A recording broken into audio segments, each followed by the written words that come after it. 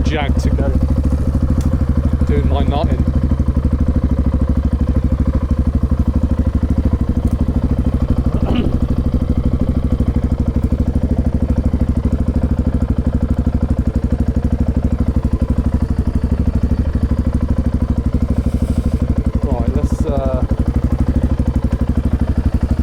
See what the old pig can do down this straight.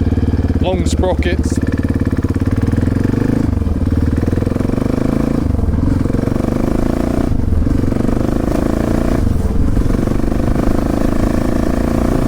Oh no! What is it with this road?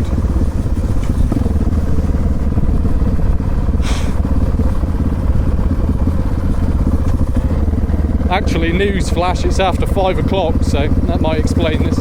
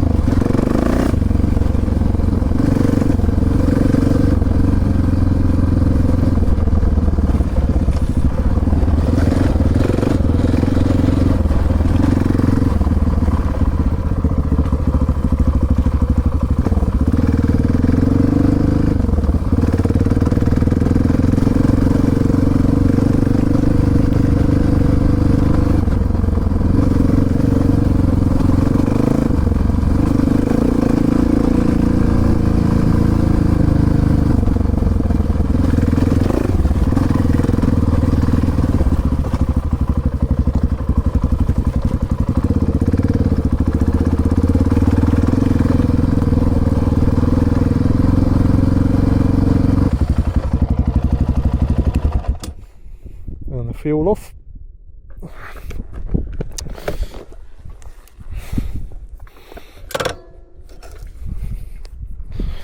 Right.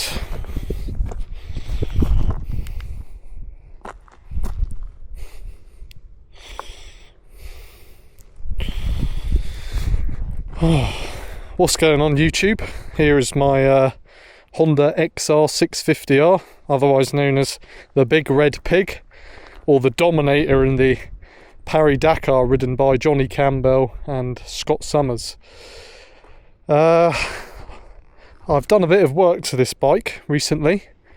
I guess I can run through a lot of the stuff I've done. So this is a new tank bag imported from Italy. What else have I done down here?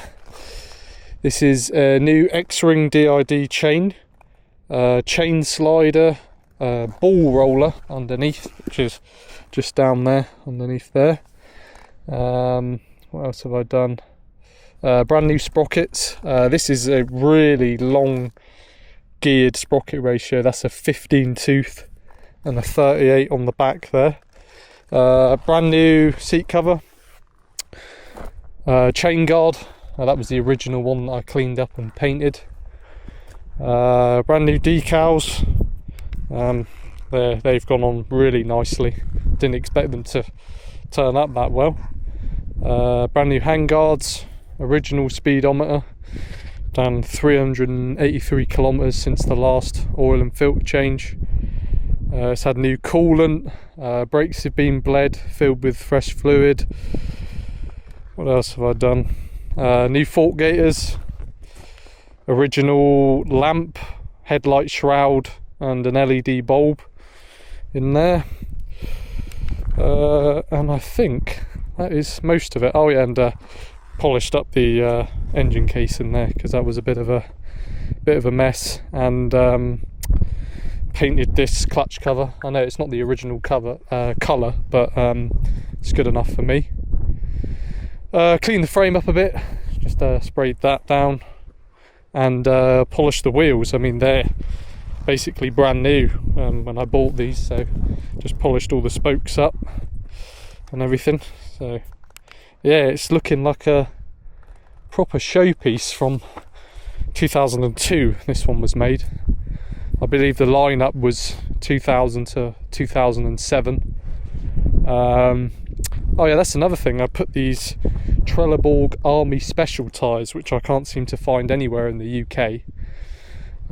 So yeah, they'll probably end up being a bit of a one-off tyre for this bike, unless I can find some further down the line. But they're very similar to like a Michelin Tracker. They're just a bit slimmer and not as thick knobblies on there.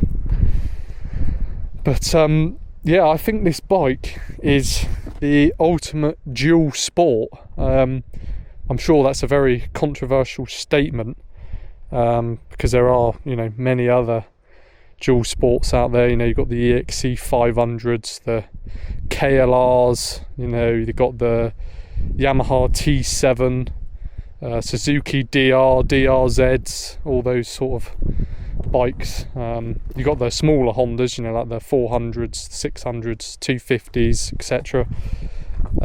But for me personally, this bike wins mainly due to the fact that it's really light, considering what it is. 650 thumper, it's 144 kilogram wet weight. It's got 62 brake horsepower. You could squeeze more out of it if you put a performance exhaust on there, which I'm probably going to do eventually. What else do I like about it? Yeah, it's water cooled. The previous 600s were air cooled, so this is definitely a bit of an improvement from the previous design. Obviously people could argue if it's better or not, because obviously air cooled is more simpler, it's not as involved. You haven't got to worry about water pump failures or anything like that. But I think for the sake of tackling overheating problems, it's really good, because I seem to remember Johnny Campbell complaining about the 600s overheating and losing power over time. and melting, you know, like the CDI and the stator and all of that good stuff, which is not what you want when you're racing from Paris to Dakar. Yeah, but I think this bike really is the ultimate do-it-all bike. Sure, you've got to bully it around a bit, you know, in, you know, tight hair scrambles and stuff like that, but I'm sure over time, you know, if you really trained yourself on this bike, you could learn to handle it just as well as a 450. You know, it's not much heavier than a 450. I mean, what are you looking at?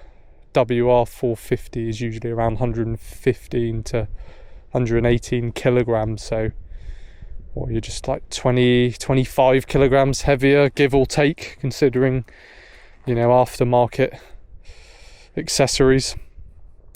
But yeah, I really do enjoy riding this bike, and I plan to hopefully do some more sort of off-road riding if I can find some areas around here. Yeah, but let me know what you think of this bike, if you're one of the cult followers of it, or if you're just someone that thinks that it should belong in the past, which I'm sure there's probably many out there. I can't help but enjoy my older bikes. They seem to have something about them that the newer ones don't have. I kind of like the simplicity of this, you know, you've got no starter motors, you know, or, you know, big batteries or anything like that. You've simply got a kickstart, a carburetor and your combustion chamber. That's about it.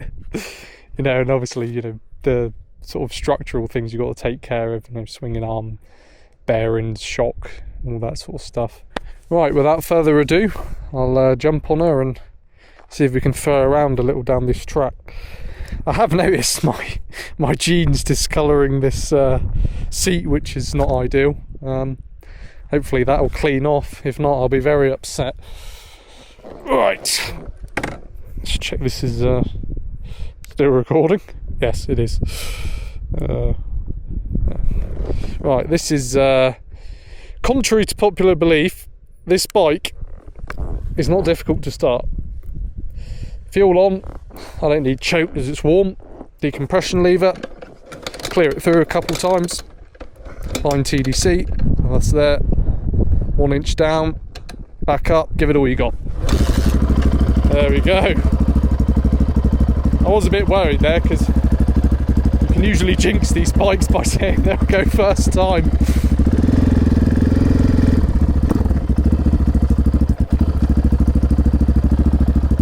Right, come on Piggy, take me up. Whoa,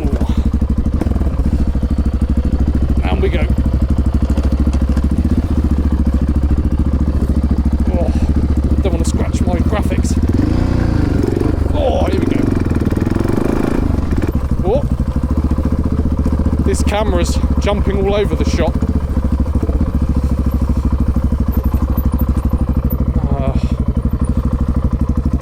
Be alright when we get on the road. This track is not liking this bracket at all.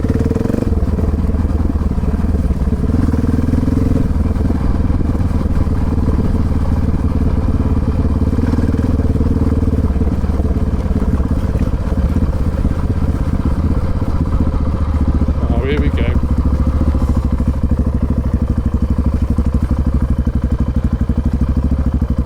Hiya.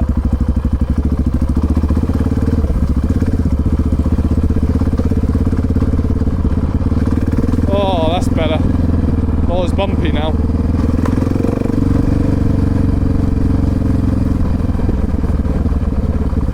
He says.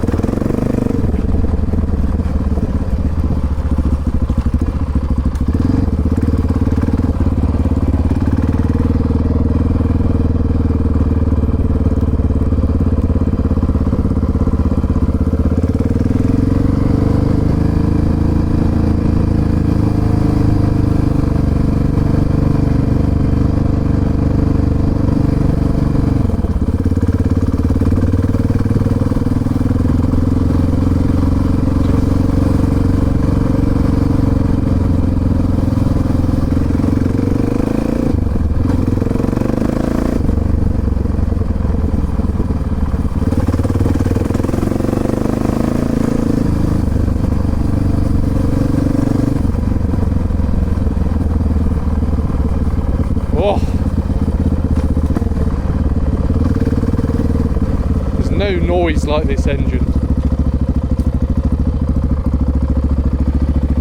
One of the nicest sounding 4-stroke thumpers out there.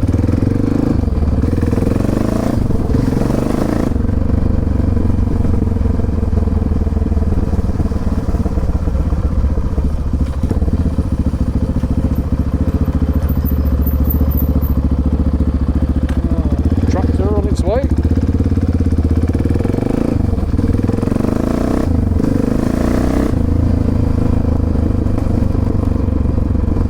Let's turn left here, I don't want to get stuck behind that.